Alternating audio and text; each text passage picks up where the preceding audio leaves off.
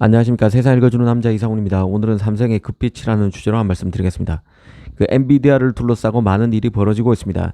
AI 시대가 열리면서 엔비디아를 중심에 놓고 얘기하지 않을 수 없는 상황인데요. 이 데이터 처리가 중요한 AI 시대 최고의 프로세서는 현재로선 GPU고, 이 GPU 시장을 장악하고 있는 게 바로 엔비디아입니다.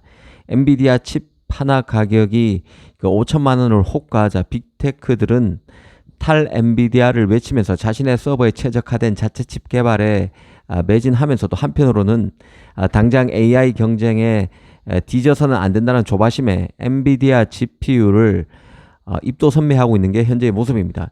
실제 연말부터 본격 양산되는 블랙엘 GPU는 지금 현재 주력 GPU죠. 이 호퍼보다도 더 인기를 끌 것이라는 분석이 지배적인 상황입니다. 그런 만큼 AI 산업의 구조를 볼 때도 이른바 엔비디아 이너서클, 가령 그 엔비디아의 칩 생태계에 포함되려고 하는 구심력과 엔비디아의 영향력을 최소화하기 위한 움직임, 가령 자체 칩 개발 움직임과 같은 원심력을 동시에 봐야 합니다. 최근 칩 세계에서도 이런 원심력과 구심력, 엔비디아를 중심에 놓고 원심력과 구심력이 많이 발생했습니다. 삼성의 의미 있는 움직임이 많았기에 천천히 짚어드리려고 합니다.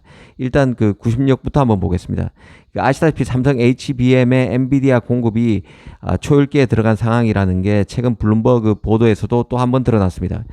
블룸버그 보도의 핵심은 HBM 5세대 제품인 HBM3E 승인이 컬 테스트가 빠르면 2개월, 늦어도 4개월 내에 이루어질 것이라는 게 핵심입니다.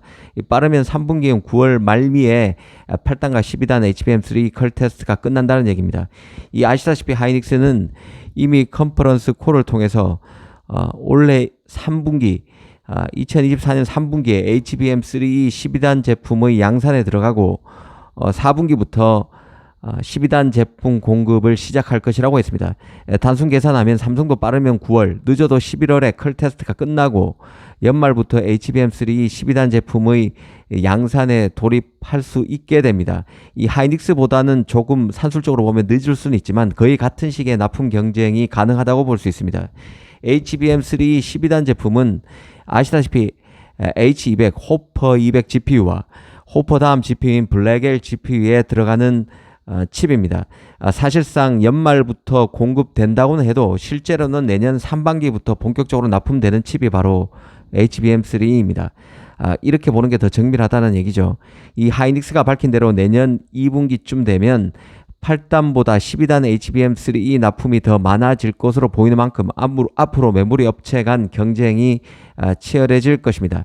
사실 그 블룸버그 보도와 관련해서 더 눈에 띈 것은 삼성에 대한 인식이 빠르게 바뀌고 있다는 점이었는데요.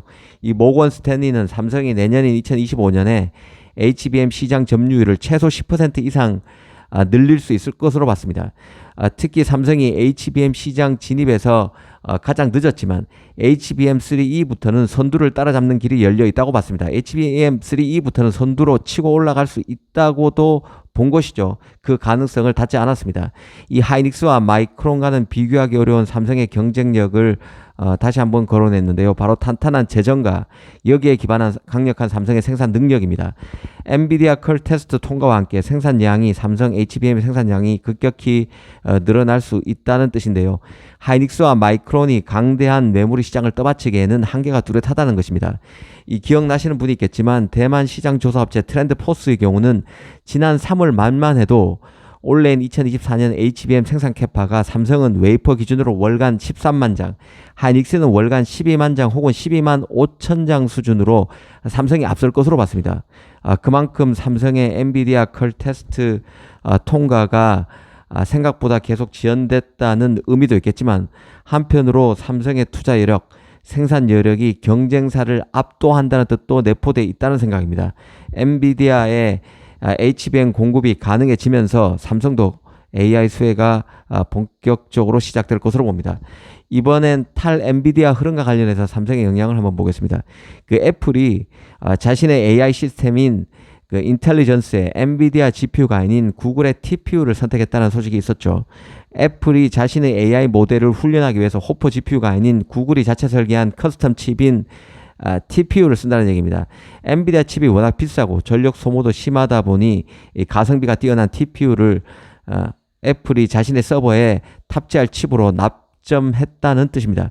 이 구글의 TPU는 6세대 제품까지 나왔는데 6세대 칩 이름은 트릴리움입니다. 트릴리움까지 나온 상태입니다. TPU는 기본적으로 전력 소비량 대비 연상 성능, 이른바 전성비가 좋기로 유명한 칩입니다. GPU보다 소비 전력당 AI 연산 성능이 30배에서 80배까지 높은 것으로 알려져 있는데요. 애플도 종국에는 자신만의 자체 서버 칩을 내놓게 되겠지만 가도기적으로 엔비디아 칩 대신에 구글 칩을 선택함으로써 빅테크의 탈 엔비디아 움직임에 기름을 끼얹었다는 생각입니다. 힘을 보탠 것이죠. 그간 엔비디아 GPU의 지나치게 높은 가격이 문제가 될 수 있다는 점을 수차 언급해 드렸었는데요. 호퍼백 같은 경우는 이미 4만 달러입니다. 리사수 AMD CEO도 엔비디아 GPU가 높은 가격 때문에 AI 시장에서 현재 지위를 누리기엔 한계가 있을 것이라고 꼬집은 바 있고, 삼성 4나노의 AI 칩을 맡긴 텐스토렌트의 짐 켈러 CEO도 엔비디아가 블랙엘에 쏟아부은 100억 달러의 막대한 R&D 비용은 너무 터무니없다고 지적하기도 했습니다. 엔비디아가 대역폭, 지연시간, 확장성 측면에서 장점을 가지고 있지만 다른 제조사의 하드웨어를 수용할 수 없는 독점 인터커넥트 기술인 NV링크를 고집하면서 너무 많은 돈이 들어갔다는 뜻입니다. 아무튼 이런 문제가 있어도 엔비디아 칩 자체의 성능이 뛰어나고 또 소프트웨어 도구 등 생태계도 잘 구축했기 때문에 당분간 학습용 AI에는 엔비디아 칩의 대안이 없다고 보고 쉽지 않다고 보고 다들 비싸도 엔비디아 호퍼를 쓰고 있는 것이죠. 학습용 시장에서는 당분간 엔비디아 영향력이 막강할 수밖에 없다는 뜻입니다. 하지만 학습용이 아닌 출원에 최적화된 AI 칩 시장에서는 분위기가 조금 다를 수 있는 것이죠. 이번에 애플이 구글 TPU를 선택했고 네이버는 삼성과 마칩을 올 연말 내놓게 됩니다. 아마존도 인퍼렌시아라는 칩을 이미 내놨습니다. 삼성 입장에서는 이런 움직임 자체가 다 자신의 비즈니스와 연결되어 있습니다.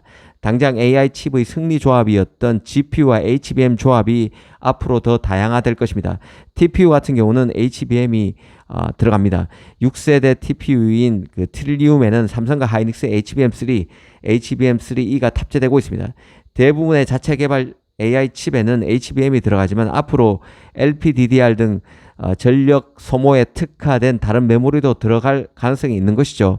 이런 AI 칩의 짝으로서 패키징 형태의 메모리 납품에 삼성은 공을 들여야 할 것입니다. 또 하나 자체 칩 개발 수요에 따른 삼성 파운드리의 역할도 생각해 볼 수 있는데요. 빅테크의 AI 전용 칩은 현재 TSMC가 100% 생산하고 있다고 봐도 무방합니다. TPU 같은 경우도 TSMC에서 만들어지고 있죠. 하지만 TSMC로 물량이 너무 쏠리면서 패키징 설비 캐파 부족, 지나치게 비싼 TSMC 제작 단가 등 다양한 문제가 여러 형태로 여러 갈래로 나타나고 있는 상황입니다. 삼성은 현 시점에서는 그로크, 텐스토렌트 등 스타트업 칩 물량만 수주한 상황이지만 시장 분위기 변화 가능성은 점점 커지고 있다는 생각입니다. 앞으로 후공정, 전공정 할 것 없이 삼성 파운드리에도 조만간 희소식이 있을 수 있다는 생각입니다. 메이저 업체의 칩 제작 문의 그리고 수주 가능성이 충분하다는 뜻입니다. 잘 지켜봐야 할 포인트라는 생각입니다. 오늘은 HBM 컬 테스트 통과와 함께 탈 엔비디아 움직임도 비즈니스 지렛대로 활용해야 한다는 주제로 한 말씀 드렸습니다. 감사합니다.